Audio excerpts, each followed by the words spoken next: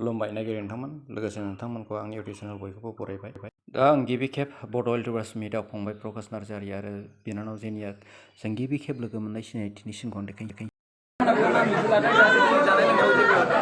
एटेन्डनि थाखाय आरोना ओमफ्राय बिनि उनाव आइकार्ड मोनसे होदों बे आइकार्डखौ नोंथांमोना मा चेनेल ना माने आंनि नामानो संकरदेव ब्रह्मनि चेनेलखौ अननानै साबस्क्राइब खालामना हो आरो नैबे आदा मा नाम ब्लग्स पुरनजय ब्लग्स आदानि चेनेलखौ अननानै साबस्क्राइब खालामना हो जों बयबो खेबसेयैनो जयै मिटिं जालायदिनि बड' इउटुबार मिटआपआव नोंथांमोनखौ वेलकाम जासिगोन गोजोननाय थाबाय आरो आंनि जेनाखि इउटुब चेनेल बेनो संकरदेव ब्रह्मआनो आंबो मथथे एग्रिकालचार